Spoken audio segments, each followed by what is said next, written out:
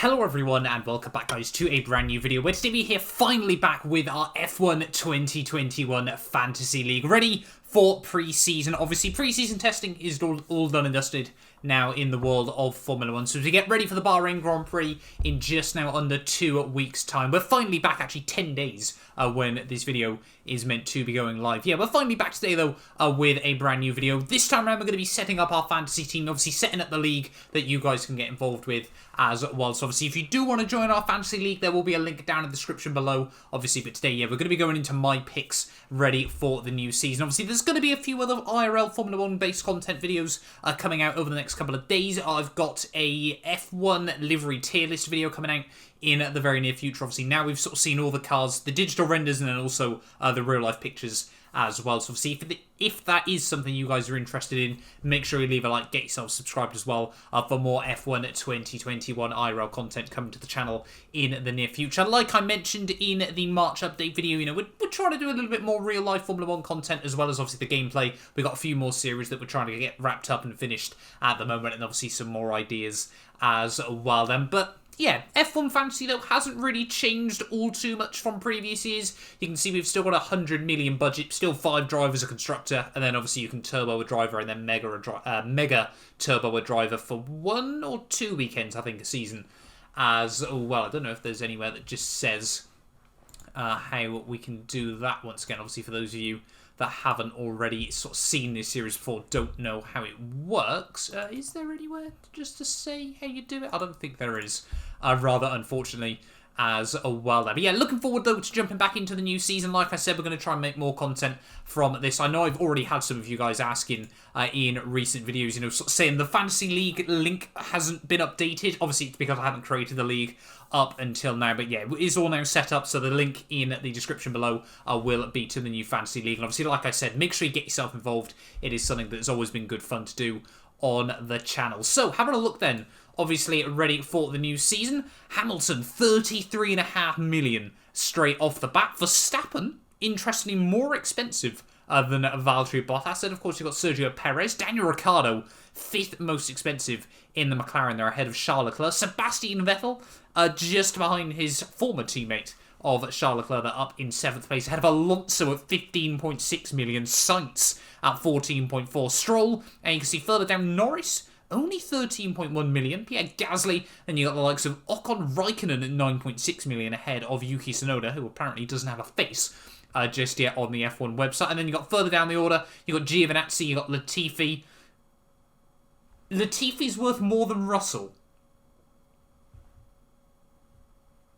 I'm very confused about it. Is it based on last year's championship order?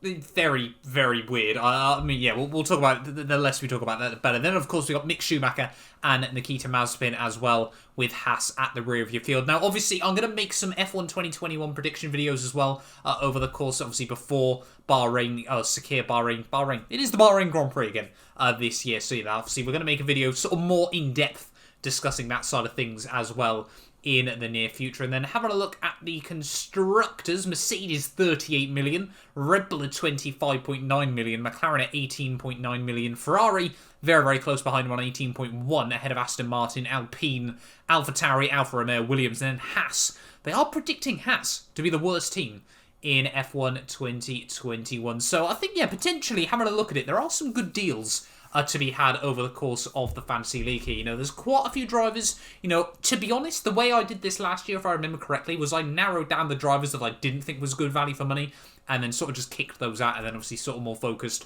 on the ones that I thought were good value for money as well. So straight off the bat, we're putting Hamilton in our team. We just do. To me, he makes sense to have in your fantasy team as well there. Obviously, Verstappen and Bottas, you know, you could put one of those two in as well, and, you know, really sort of try and guarantee some big points. But to be honest, I think Mercedes with Hamilton is a pretty safe bet at the top. I think Bottas being cheaper than Verstappen is rather interesting as well there. I won't lie. Perhaps Bottas could actually be quite a steal for some people if he's a bit more consistent this year. Bottas 28 million.0 has probably not returned, but we'll wait and see about that. Having a look further down the order though, Perez at 18.4 million. I'm very, very tempted to include him. I'll be honest, Ricciardo at 17.3.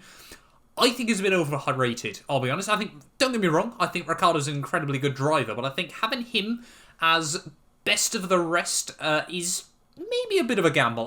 I'm sort of expecting a bit of a Ferrari resurgence over the course of this year as well. Obviously, Charles Leclerc absolutely got the results still in that car a lot of weekends. It seemed like he was either right there or nowhere still in that Ferrari, but obviously comfortably quicker than Sebastian Vettel. Seb in that Aston, I don't personally believe is going to be good value for money either. I don't think he's going to be comfortably ahead of Lance Stroll. In fact, if you actually watched Racing Reviews video, I was featured in that. I'll make sure I leave a link in the description to that video as well.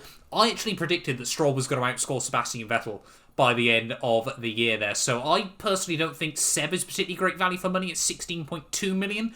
Alonso in that Alpine, I think, is just hype buying. If you're buying Alonso for that, I'm very, very surprised. Carlos Sainz could be an interesting one. I think Stroll could also be an interesting one.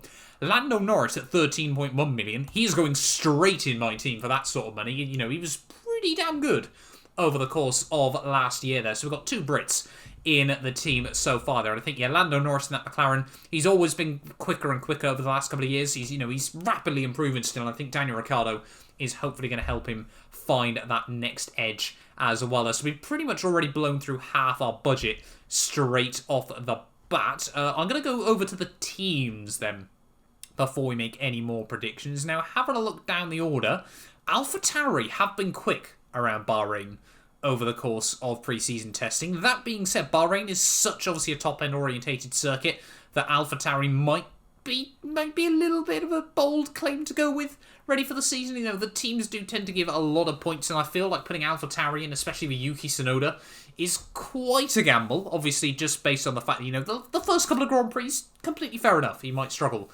just a little bit in that team. So I might have said Ricciardo was a bit of a hype buy.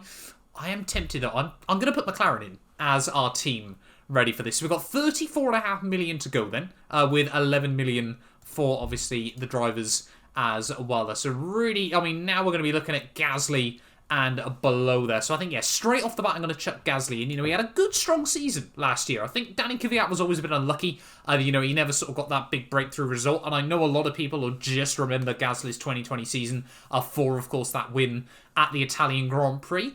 But I think he had a good year. I do genuinely believe Gasly, yeah, is still improving in that AlphaTauri.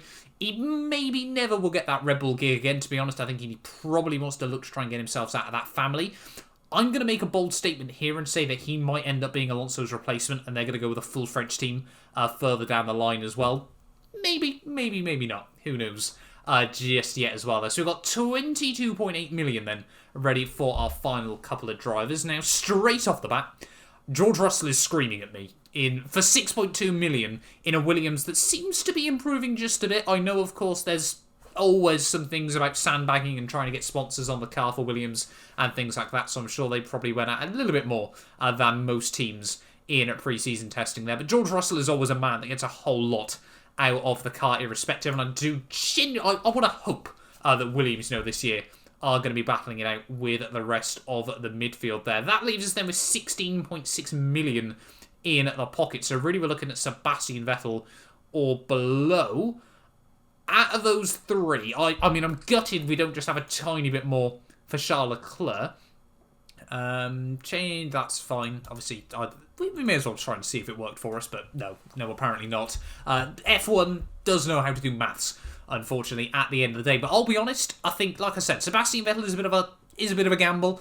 I personally don't think he's going to be that strong in the Aston Martin. You know, he's never driven Mercedes-powered cars before, even in Formula 1, so I think he might struggle early on with sort of the engine. Well, you can't change the engine modes anymore, but I think just getting used to the different torque curves and things like that, he could be a little bit ropey, a little bit tentative in the early races of the year, because I think Sebastian Vettel knows this is going to be potentially his last career-defining move. He might be out of a seat by 2023, you know, not out of a seat, I think, but retiring by 2023, so I think he's going to be cautious not to make any mistakes in that Aston Martin there. Alonso, I just don't believe is going to be quick enough anymore. I mean, he's practically a pensioner at this point. I just cannot see Alonso being particularly great. Carlos Sainz, on the other hand, he's always moved around the teams, and he's always been good at it. He's always come somewhere and been very, very strong off the bat. So I am going to put Carlos Sainz in as our 5th man ready for the new season there. So we've got Hamilton, Norris, Russell, the 3 Brits. What can I say? I think they're all incredibly good at what they do and incredibly good value for money on this F1 Fantasy as well there. Gasly had a very good last season. I think AlphaTauri is set to improve as well. So I'm going to go with him. And then Carlos Sainz is a bit of a dark horse ready for this championship as well. We've got 2.2 million left. Obviously, can't really do a whole lot with that unless I scrap. No, even if I scrapped Russell, I could only get Latifi into the car there. If I scrapped them, I could get Stroll, which again doesn't particularly seem worth it. And if I scrapped Sainz, I could only get those 2, which again, I don't particularly think is worth it ready for the new season. So there is our F1 2021 fantasy team then. We're all set up to go. Hamilton, Norris, Gasly, Russell, Sainz and McLaren ready for this. Now, who is to be my turbo driver then? Obviously, we can't go with Hamilton. I'm really torn between... I'll be honest, I'm torn between Gasly, Sainz and Lando Norris. I think can you go with a turbo for... Can you change your turbo each week, or have you got to keep it the same? I think we're going to go Gasly as our turbo driver to kick off. I think there's a lot of potential for him to obviously get some big results in. And AlphaTauri that I think is still quite underrated as we get ready for the new season there. So there we go then. Select my favourite constructor. I'm a Hamilton fan at heart, so I'm a Mercedes fan as well. But I'll be honest, as you guys know, I like McLaren and I also like Williams as well. But there is our team. All set up, ready for the Fantasy League then. So obviously we've been added to a couple of leagues to begin with, as always. Obviously we'll create our own league as well in, sort of behind the scenes, ready for the Bahrain Grand Prix in just a couple of weeks. But thank you all so much for watching this video. As if you have enjoyed, do make sure you leave a like, get yourself subscribed as well. And yeah, we will be back very, very soon. Obviously, links to the league will be down in the description below. And yeah, make sure you're back here very, very soon for another video. A big thank you to our channel members for making these videos possible. You can be featured in these end clips as well as granted access to some other exclusive perks for just £1 a month by clicking the join button below.